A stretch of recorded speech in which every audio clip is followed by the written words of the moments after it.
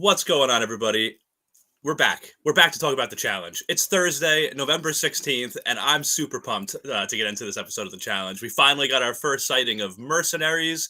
We moved from control to chaos. It's wild times. It's wild times in there. So I can't wait to talk about it with you guys. And yeah, so let's get this sucker started. Let's do it.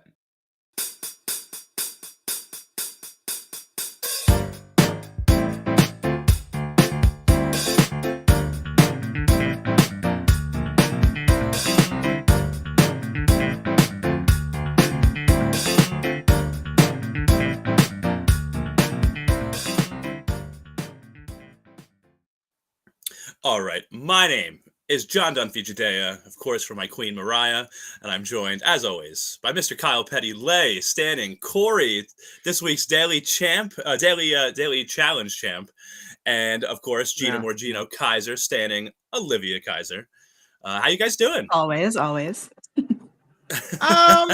No, I'm happy that we got a win this week, but we had some troubles otherwise. Yeah, but I'm gonna still stand by my man. All right, hey, you got it. Yeah. And we are Strat Chat, your favorite reality TV podcast. Find us on the socials at Strat Chat Pod, everywhere. Go follow us. Give us a like, write a comment. Just come hang out with us. We would love it. Okay. Now, let's get into this episode. Are you guys feeling chaotic? I don't like these themes.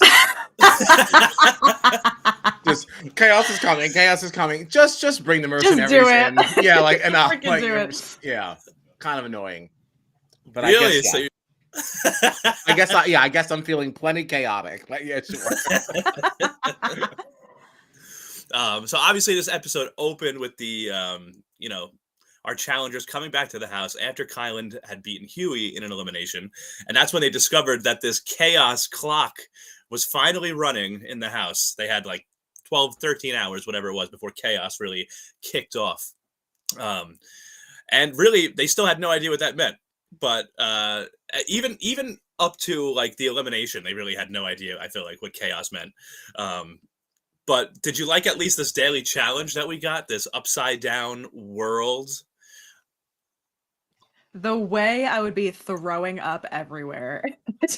It stressed me out watching it. I did not like it. Yeah. Well, before we talk about go ahead, Kyle. Were you going to say something? Oh, no, I was going to say it was a fun watch. Certainly not one that I'd ever want to participate in, but I had a good time watching it. Yeah. Yeah.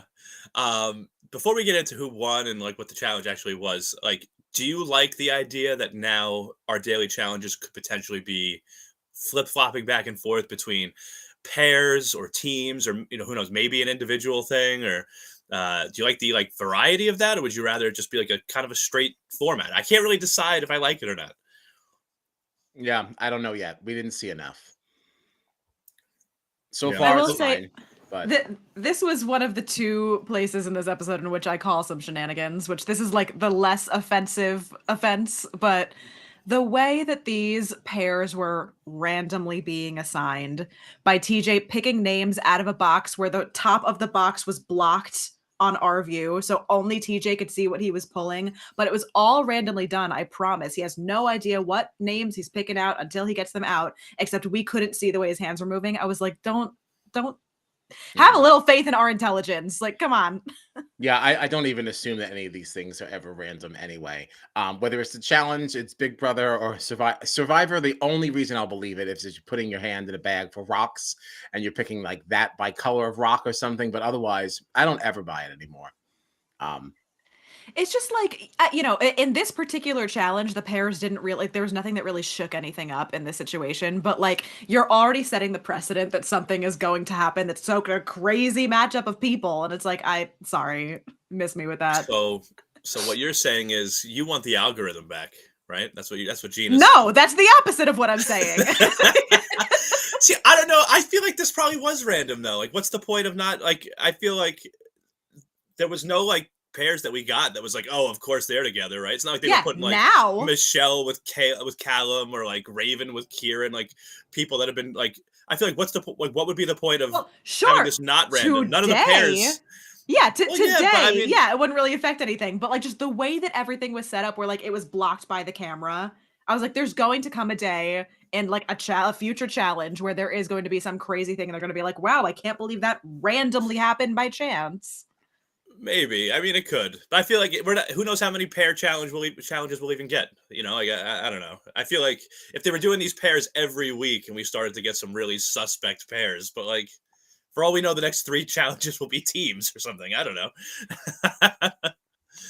um, but yeah, so we had this challenge, and a lot of people did really bad in this. So they were riding along on the side of this truck, being spun, whatever, head over heels, had to grab a bunch of rings, throw them on these poles. But some of the poles also had these little mats at the bottom of them. If you got it on the mat, it would be 5 points. If you got it over the pole, it was 10 points. It was really hard to like keep track of how anybody was really doing, except for the fact that everybody was pretty much doing terrible, except for a few teams. But apparently, Corey and Raven dominated, which I feel like trying to like figure out the outcome of this and who had the most points. That was more suspect than TJ picking any pairs to me. I don't know. Challenges like this are like I feel like a little bit strange. Like you're at such a disadvantage if you go first because you have absolutely no idea of like how any of this is going to work. Um, but other than that person, I do think it's also slightly like an equalizer because this is not exactly something you can practice for at home. It's not like you can say, "Oh, well, I'm like a beast at this puzzle," or like I've done this a million times. Like I always play horseshoes. Like this is not the same, like at all. So at least that. Um, Yeah, but yeah, that's true. That's true. Um, but hey, I mean, your man, Corey Lay, and my girl Raven, everybody's counting her out. They got their first daily challenge win. Because Corey's first ever, too, right? yes, yes, it was. I saw Raven celebrating her win, and all I heard in my head was Kyle's voice note. I still stand Hey, by. She does not stand a shot in a hall brawl or a pole wrestle with like a Cara Maria or a Laurel. I don't care how well she does. Like the end of this still is the same. I don't know. No, I'm starting to believe. John, She's stop. got No. she's got an elimination win. You don't. She's got You're a just daily saying that challenge win. you're literally trying to be the agitator here. Like, I'm sorry, there can't be any world in which Raven wins against Cara Maria. Like, I mean, at this point, I think Raven's won more than anyone in there. She's won an elimination and a daily challenge. You know, like I don't think anyone else has won that much yet. This season, maybe. my issue is Cara Maria. I don't care what she's doing in this season, but there's a bunch of people who have never won before. Okay? She cannot win against a proper mercenary. And if she does win, then fine. Shut me up. You can say whatever. But like, there's just no way. There's just no way. Sorry. Sorry. I'm just having a little fun, you know. Oh, I know you are. I know you are. So I'm not going to let people think that you're actually being serious. We can't. I'm not going out like that. Sorry. I mean, listen, I'm definitely rooting for Raven. She's on my draft team, even though I didn't draft her. And you never let a chance go by where you forget to remind her of that. One of the last ones left. But you know, listen. Like I said, I'm rooting for her. I think she's really hot, and hope she does well all season. Listen, I don't want her to go home. I'm not rooting against her. I'm just talking about how ridiculous. Stop. I don't want to keep slamming this poor girl. I don't know her. I don't know her. She's done nothing to me. Yeah. Raven. Yeah. Okay, but so yeah, Corey. We have to talk about Corey a bit because he was very thrilled to get his first challenge win. And then things took like a little bit of a turn because things started to get a little ugly.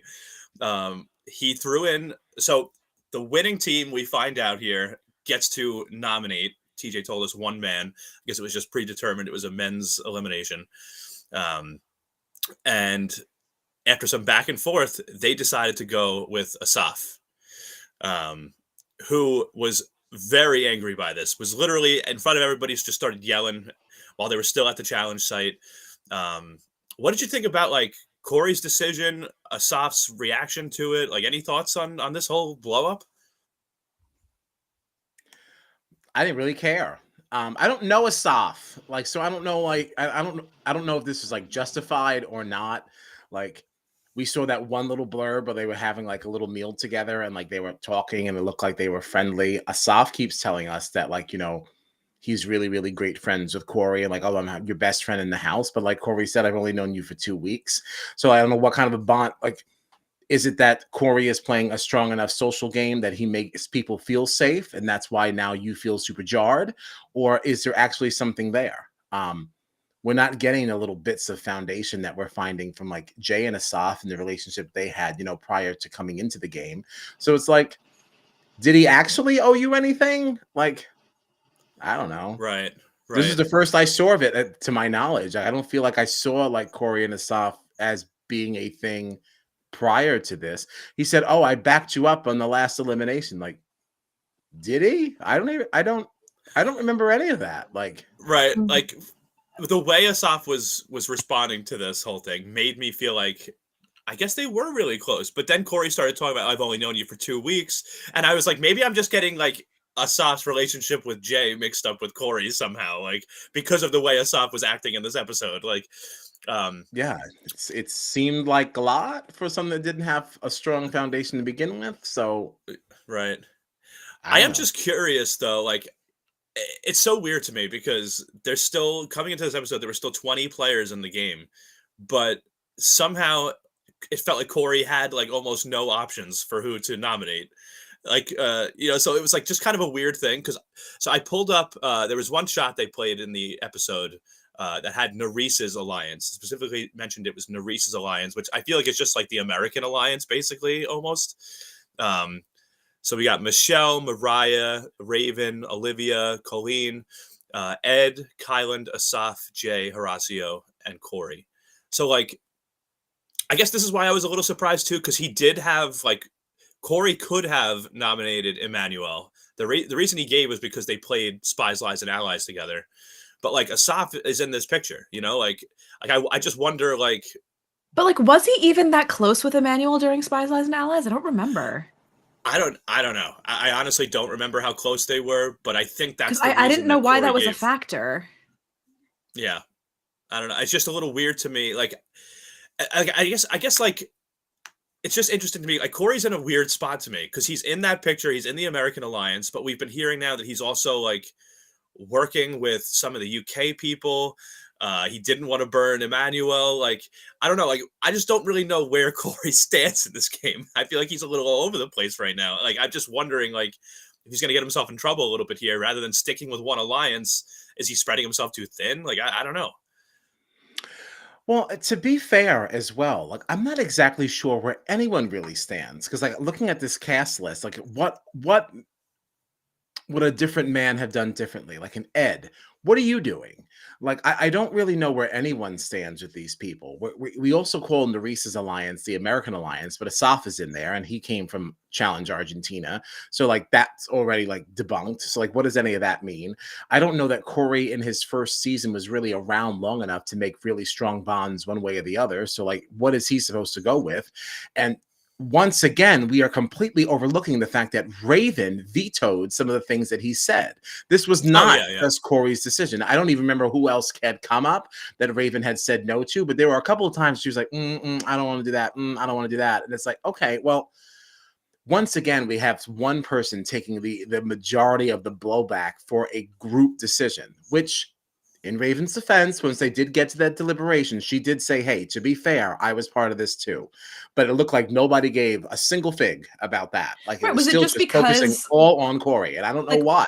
was it just because it was a men's elimination and Corey was the man in charge of putting someone there? Like, I don't know what it was. Yeah, like it's not all his fault. Like get in Raven's face then too. But Raven got no smoke for this Yeah. decision. None. None. Yeah. And that's not really Yeah. fair. I guess like I don't know what I wish I knew more about like Corey's relationships with some of these people though, because like I don't understand like if the American alliance technically should have been off limits, like why couldn't it have been like a Callum or a James? Yeah.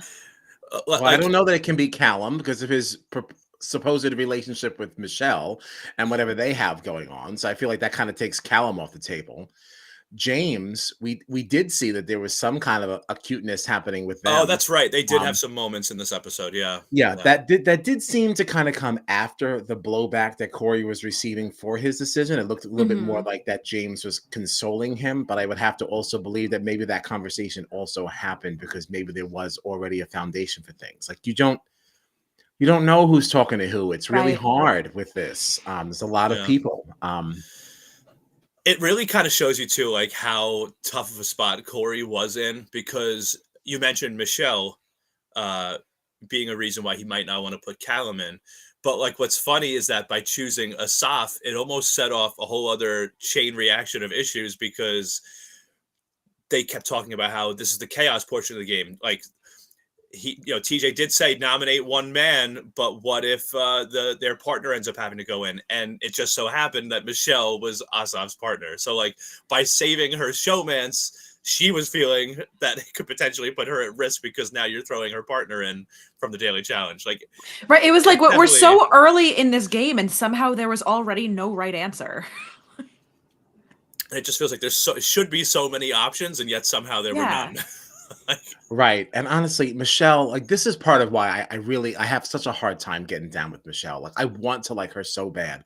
But the way that she carried on about this whole thing with Corey, like I understand your concern that like we have now reached a stage in this game that we don't know what all these things mean. Like you're nominating my partner. Does that mean I go down? But I still think that her reaction to this was way overblown. And it's like when she makes decisions against somebody else, well, that's the game. I don't like yeah. And then when somebody does it to her, it's completely unacceptable. And it's like, it's really annoying. Like the way that she whines and carries on. It's like, I don't need an hour and a half episode if I'm going to get 20 minutes of Michelle carrying on and bitching the way that she does. Like, Yeah, she was like big mad. yeah, it was so ridiculous. And it's like, and you still at this stage didn't even know that you were in danger. This is all based on a bunch of ifs, and she's still carrying on as if like she's about to go home. Like, oh my gosh, she's just the worst. She is the worst. This is actually also really making me wish that we could somehow see into some like alternate reality where Corey had put up Callum, and we get the same kind of energy from Michelle, because now you put up her man instead of her daily challenge partner. Because I feel like it would have been pretty similar either way. Yeah. Oh man. And to also defend Corey a little further, like once TJ said that this was going to be a man's elimination, we're putting up a man, and it's like, give me a name. I cannot imagine, but you don't even have a chance to talk about anything. How much do I want to share with this person? On the I'm not even spot. playing with. That's Yes, crazy. it's like there are so many things going through your head. I think it is completely feasible that he was not thinking about, could Michelle possibly go in with this? You're looking at that top row, all men, and that's what you're focusing on. I probably wouldn't have thought about it until she said, even like in the episode, I wasn't thinking about that for a second. Not And I had no stakes. moment. Yeah, not one moment did I even give that a thought. Of course, to play devil's advocate with my own thought process, there is a world in which I think that we can exist where we can say, like, you know what, this is how Michelle plays this game, and this is how she gets to the end, because she is so emotional with her responses to things, and she gets you in these one-on-one conversations where she makes it so damn personal that you're just like, you know what, I'm not fucking with this bitch no more. I am not going to play with her anymore. I'm going to make sure I always protect her.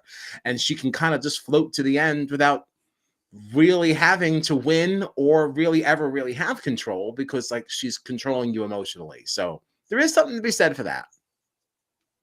Yeah, that's fair. I still grow tired of her. I still grow tired of her. All right, so one other thing we got in this episode was, it looks like we got the beginning of this relationship between Horacio and Nerys. Man, Nerys is hot. She is very hot. Hot. Horacio is a lucky man. I guess he got over Huhui pretty quick, though. I don't know that he was ever under Huhui. I know. Was that ever like a real thing, or was that just something that people decided was a thing? I've read online that apparently there are rumors that him and Huhui were hooking up in the house. We saw Raven tweet online that after she knocked out Huhui, she tweeted like, "I'm the reason that Horacio and Nerys got together, because after that, Oh, So I don't know. I forgot about that tweet. also, like, it's not about you.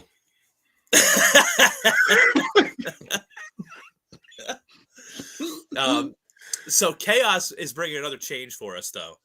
Our deliberations have turned into vote-ins, right? So They're we knew actual Asaf. deliberations, not just Yeah, people they're just like actual. blindly defending themselves, also throwing themselves under the bus.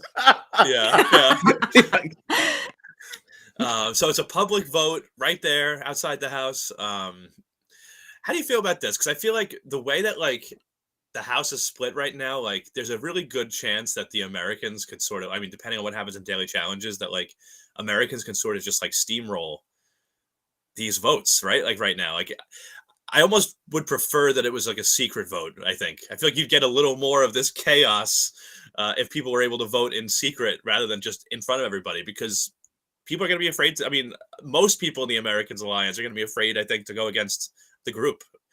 Like, I don't know. I do. There are things about public votes that I do enjoy, but I don't know. I feel like in this situation, I might prefer a secret vote.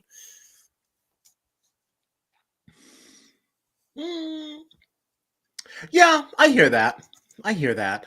I think that because of the way that the eliminations will go, and now the introduction of this draw will kind of that could even this out a little bit, because like you get the one person down there that's really based on performance.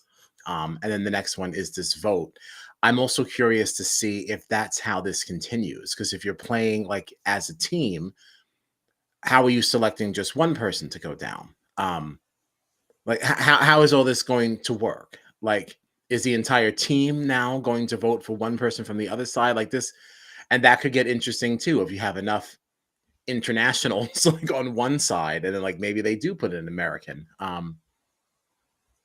Yeah, that is Yeah. really interesting because in this too, we had Corey and Raven. They were able to be at the deliberation, but they weren't able to actually cast a vote. I think, right? So like, is that how the rules are going to be when it's teams? Like, are you just going to have like half the house not voting for somebody? Like, it's kind I of don't a think I weird. even noticed that they didn't vote. Yeah.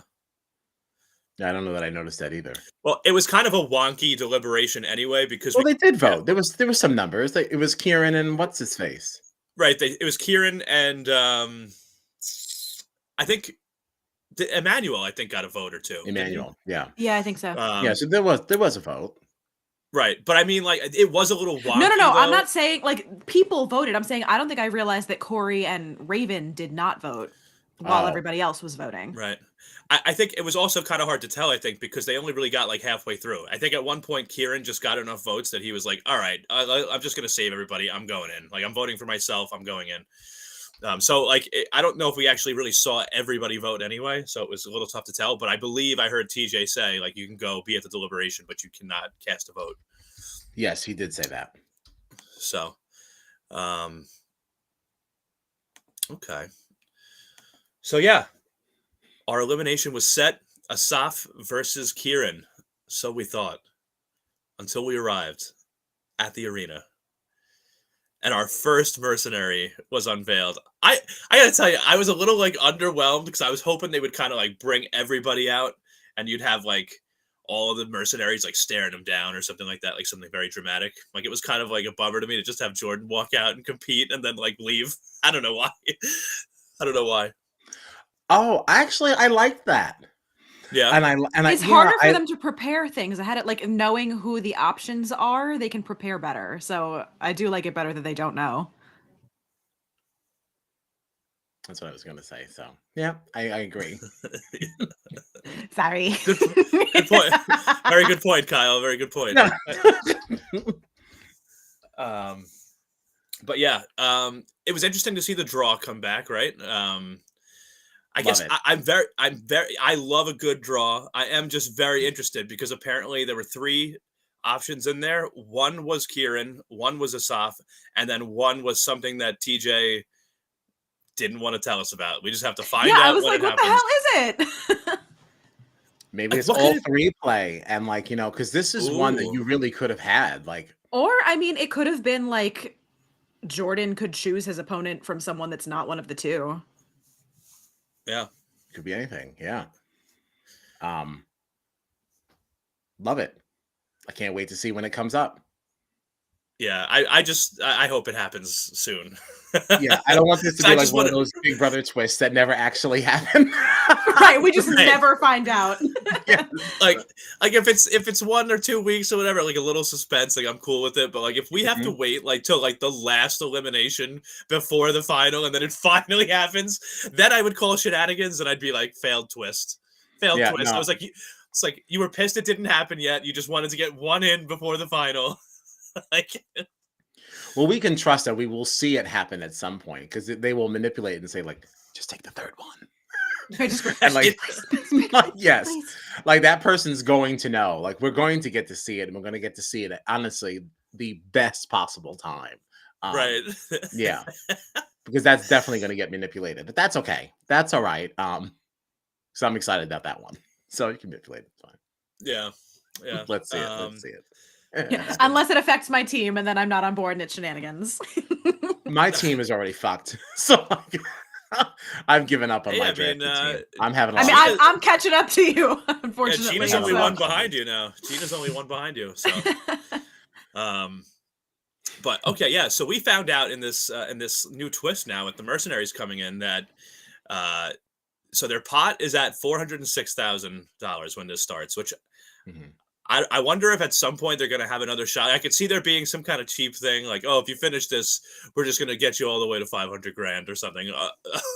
We already got, who was the one that made the comment? Was it Jay who was like, I don't want these mercenaries taking our money. I don't want to be the poorest champion in the challenge history. And I'm like, there are still people like we've talked about that have only walked away as a champion with 250 grand.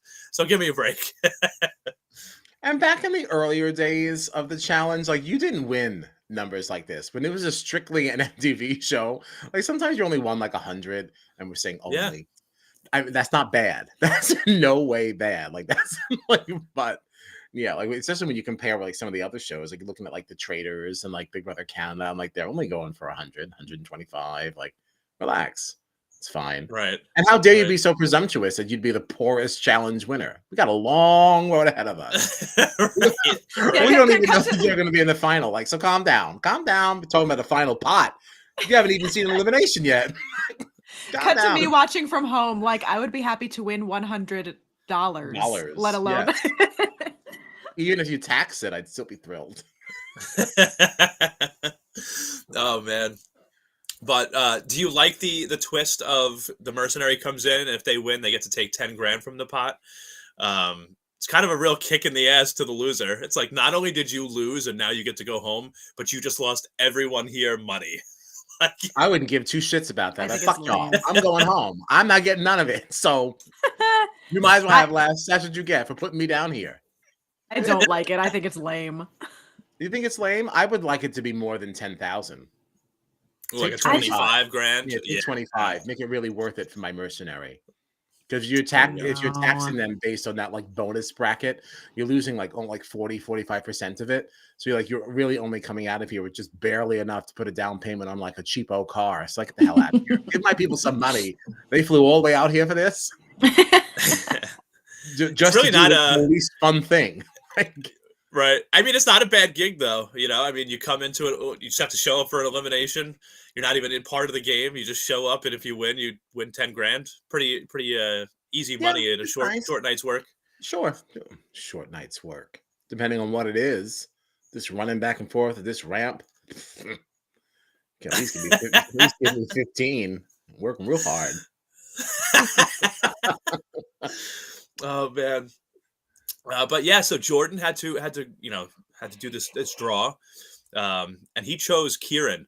So all of that carrying on that Asaf did, all the shouting at Corey didn't even matter. Even though he's going back into that house super pissed at Corey though. Well, and I would too. It doesn't matter that I didn't actually see it. You selected me to do so. It had nothing to do with you that I got out of it. So no, I'm still mad at you. I'm still mad at you. Put me in danger. It's fair. Yeah. It's fair. Yeah. Absolutely.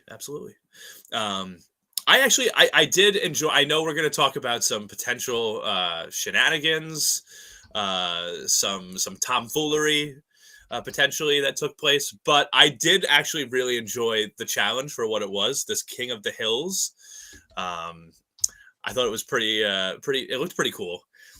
Basically, they were down in the sand. There was one big blue hill, one big orange hill. They had to run back and forth and hit the button where the light was going off. And as soon as they hit that button, they had to get ready because another light could turn on at any moment. There was three rounds, 3 1-minute rounds, and basically whoever won 2 out of 3 rounds would be the winner of this elimination. And Kieran started off, from what we saw in the edit, Kieran started off very strong. It looked like Jordan sort of rebounded in the second round and then ended up winning by 1 in the third round. So Kieran goes home, who is that's a big threat out of the game, a very big threat out of the game. So yeah, Jordan wins, takes 10 grand. Kieran goes home. That's our elimination. I call shenanigans. All right, what do you got? So I do have a video of one portion of the elimination, and then I have a couple of screenshots of some tweets and some things. For starters, in this video, there are 2 things to pay attention to here. One is Jordan's feet, and the other is there's going to be an aerial view of the entire elimination arena, and it's going to be on the left side of the screen. So just a quick little clippy clip. Let's give a gander. Strategy. Hands off my money.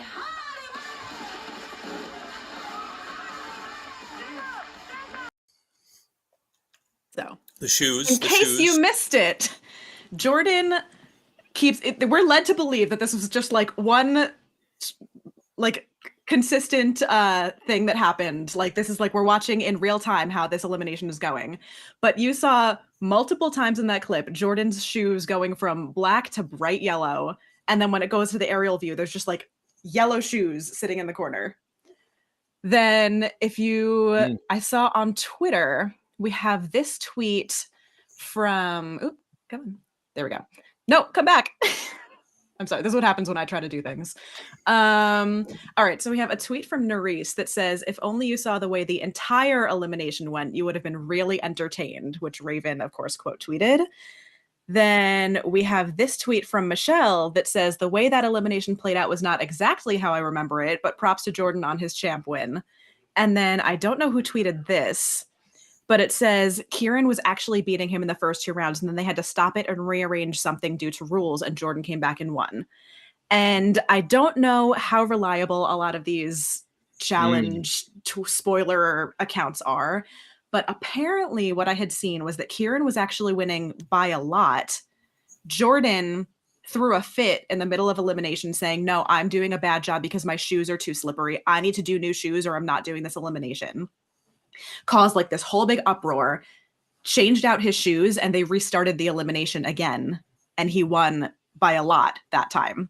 So, and then there was an interview with Kieran later on where doesn't really say anything specific, but he's like, I don't believe that I actually deserve to go home given the elimination. But I mean, if I'm going to go home, I guess I have to go out to somebody like Jordan, who is, so undefeated, such a great competitor. I have a big problem if the whole thing is that these mercenaries, these challenge legends are going to come in to win a lot of money if stuff ends up getting rigged for them to just win the game and take people out to win their money and go home.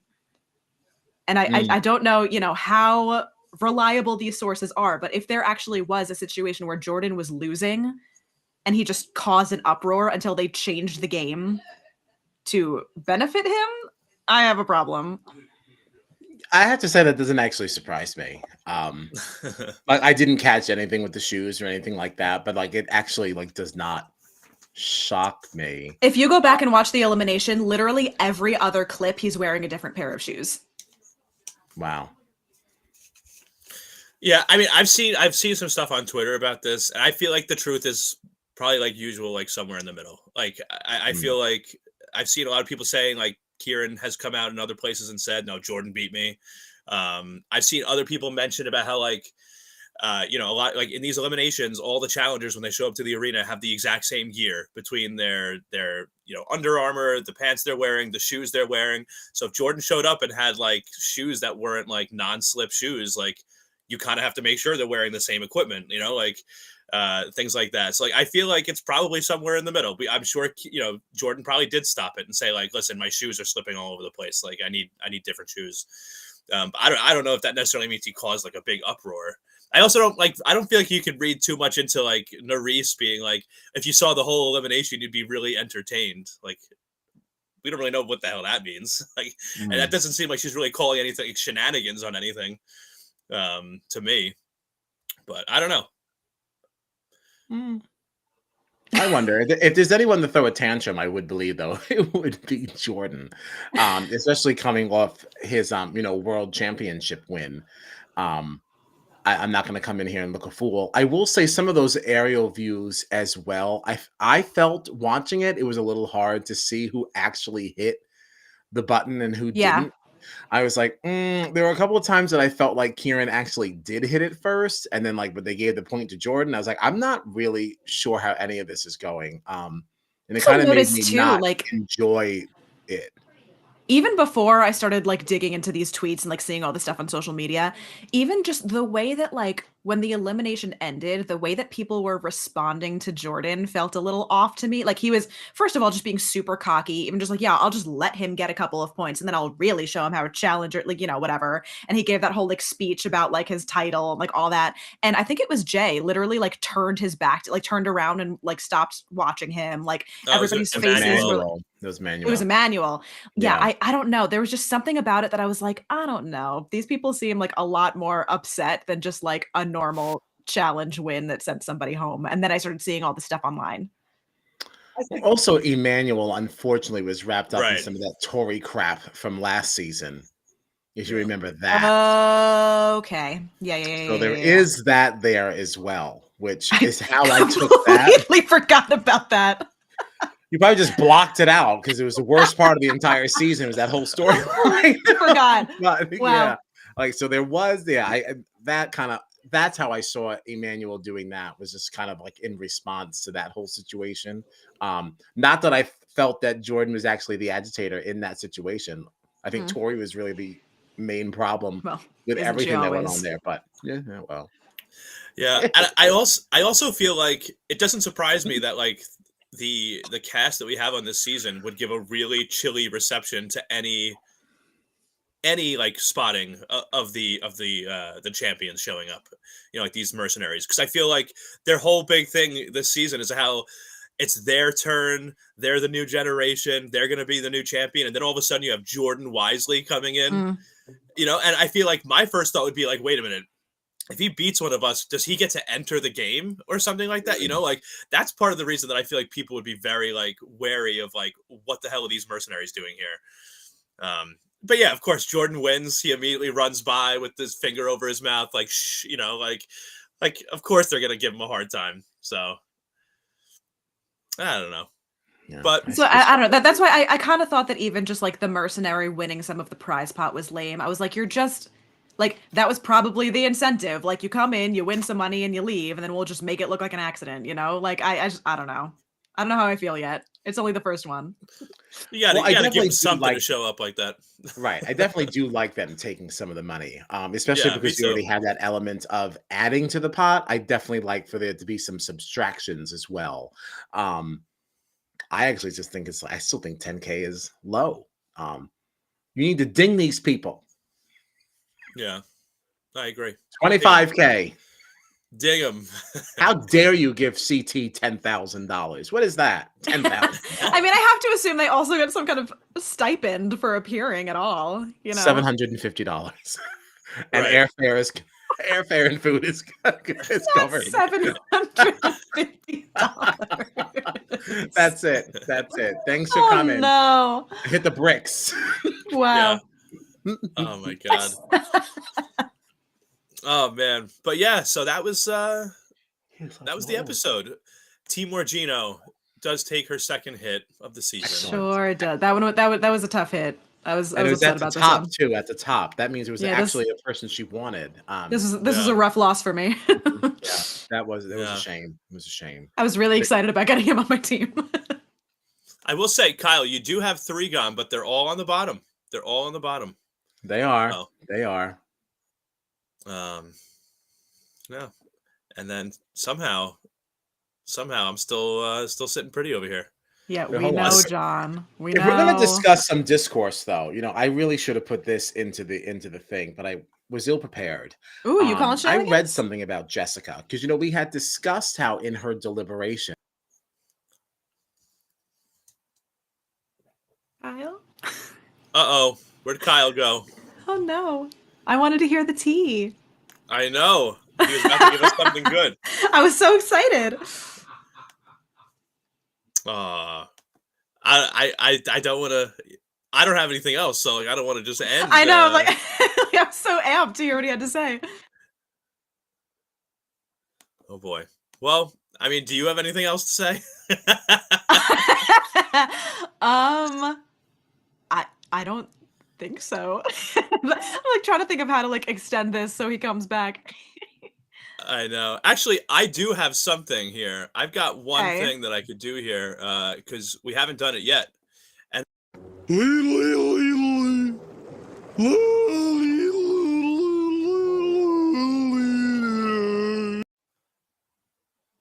Not perfect Kyle coming timing. back on that. Perfect timing. I'm coming back in the room and I just hear and I'm like, oh no. We were literally rambling, and I was like, Gina, you got anything else to say? She said no, and I was said, like, well, I have one "Really?" thing, and I started ladling, and then you came in right as soon as it God. ended. Perfect timing. No, thank goodness, because I have some discourse to kind of. I was so review really excited to quick. hear what you had to say. Yeah, no, I don't know. Like Restream has just been giving me problems. Just said connection lost all of a It's been sudden. Like, so weird this week. I been don't know no what's going on warning or here. anything. I don't know.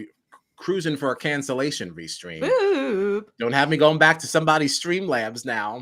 But now Miss Jessica had posted Mhm. some words that I thought was interesting.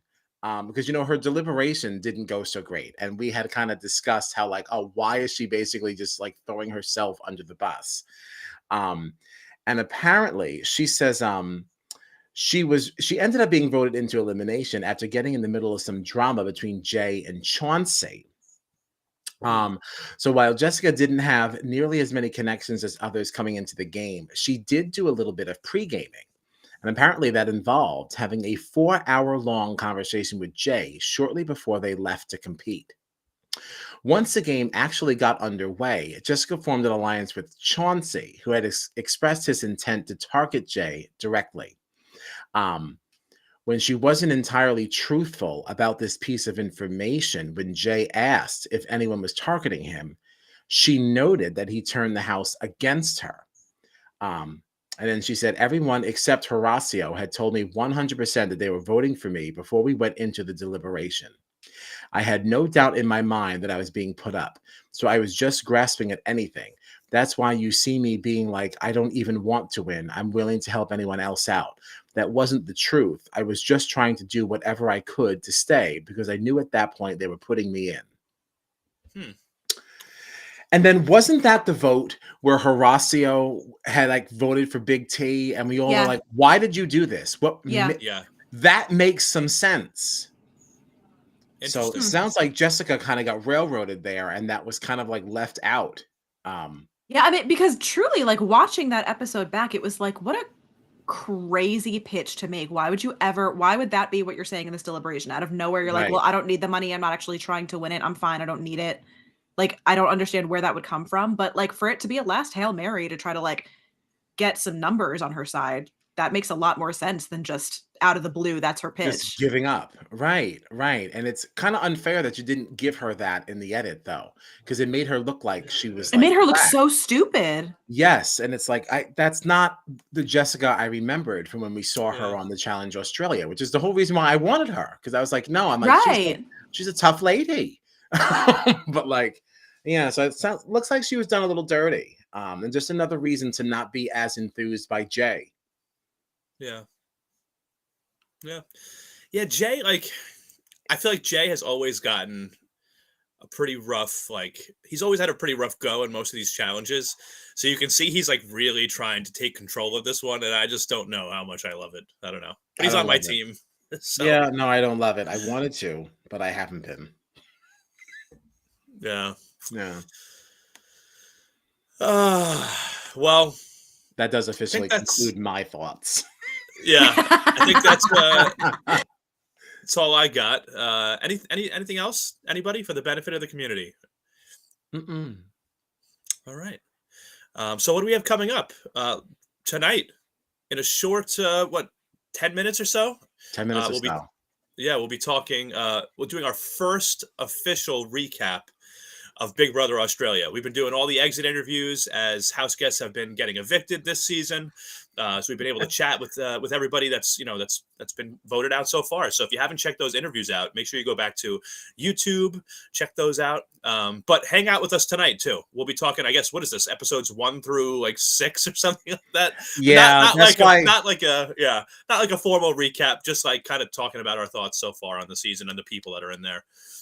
Yeah, I think we should just kind of do what we were trying to do the night that Restream also failed us when we were trying. Yeah.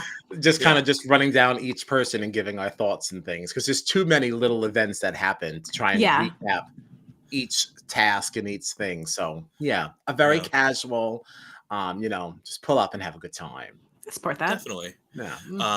So that is tonight in about 10 minutes, like 10:35-ish p.m. Eastern time. All right. So come stay with us, hang out with us. And then Monday, we'll be getting into Survivor 45, the most recent episode, which I actually have not even gotten to see yet. Me either. I've been told by so many people that I specifically have to watch it, and I don't know if that's good or bad, and I'm afraid. My mother said wow. it was the best episode of Survivor she's seen in the new era. Wow. That is Okay. how she called me to tell me about Survivor today. Did you I- watch? From what I've gathered, from what I've gathered on social media, it is a good episode for me, and that's why people want me to watch it. But I don't know if that's true, and I'm scared. I'm excited. Wow. All right. Oh, very excited. Do we have anything else on Monday? Is it just a one stream night for us? It's just a one stream on Monday. All right. Before that, I am going to wrap up BBUK. This is not going to suffer the same fate as Temptation Island. Oh, is it not? The finale is tomorrow. Gotcha. I'm like 2 episodes behind. I've been keeping up with things, but I did not turn out a chuffed the other night like I wanted to. She got a little tired. Most certainly after the finale, we are going to wrap it up properly. So, yeah. Awesome. Excellent. All right. Very cool. And Matt Blevin says, "Re-Survivor, I'm gonna cry, and Kyle's gonna have conspiracies." And then he came back and said that I'm gonna cry in a good way, so I'll accept that because I've been nervous. Oh man! Wow. All right. Well, I guess we'll see. Yeah. All right. Well, I think that's it for us for the challenge. So come hang out with us in a few minutes for Big Brother Australia. All right.